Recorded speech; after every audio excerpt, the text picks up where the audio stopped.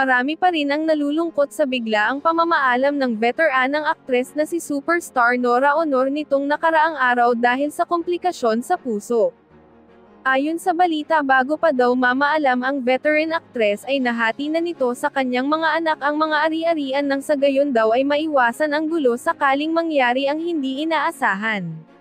Samantala, hindi pa din daw matanggap ng ilang kaanak ni Nora Aunor ang nangyari dito at kung mapatunayan daw na may mali sa nangyari kay Nora ay handa silang magsampa ng reklamo. Narito panoorin ang video.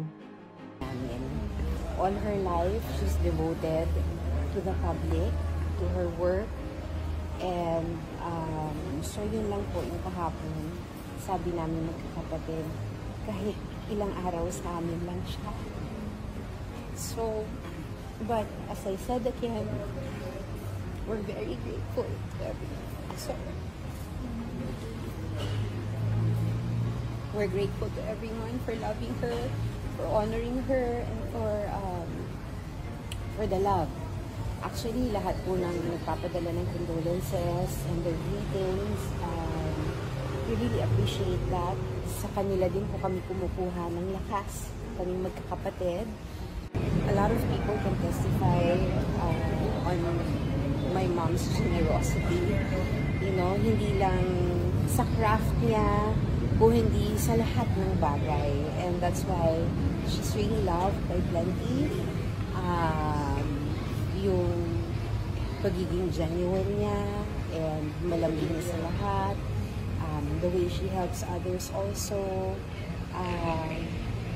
Walang question yun. So, I think each one who has also, you know, known and been with my mom can testify to that. So, yun, maraming salamat lang. I asking lang for everyone's prayers for us, you know, and for my mom. Naramdaman mo ngayon impact na binigay ni Ate Gay sa inyo sa buhay niyo, Sir Coco? Siyempre, malungkot, honestly. Kasi si Ate Gay, hindi lang naman namin siya nakatrabaho bilang artista. Talagang naramdaman namin siya bilang nanay. Dahil nung nakasama namin siya, nakatrabaho namin siya sa Padre de Pamilya. Mula nun kasi yung relationship nagdire-diretso eh. Naging magkaibigan kami, constant yung communication, nagbabalitaan kami pag nakikita kami sa mga awards night. Kaya kahapon nung nalaman namin, nagulat talaga kami. And then, siyempre, lahat naman ng ito, alam mo yung sobra kami nagpapasalamat sa kanya. Sa iniambag niya sa industriya natin. Alam mo yung napakalaki kasing contribution niya eh. Kung ano yung minamana namin ngayon, yung hanap buhay, yung trabahong meron kami. Sila yung nagpasimula ng lahat ng to, kaya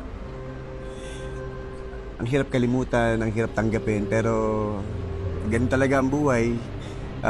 Siyempre, para sa amin, hindi namin siya makakalimutan sa napakagandang alaala na iniwan niya sa amin bilang mga anak niya, bilang mga kaibigan niya at kasama niya sa industriya. Siguro bukod po sa talent kasi ni Ate Gay, ang superstar natin, siguro yung mga lesson na binigay niya sa amin, yung mga kwentong isinishare niya every time na nakikipag-usap siya sa amin, yun siguro yung maibabaon namin. And siguro kung gaano rin kami kalungkot, ganoon din kalungkot ang mga fans.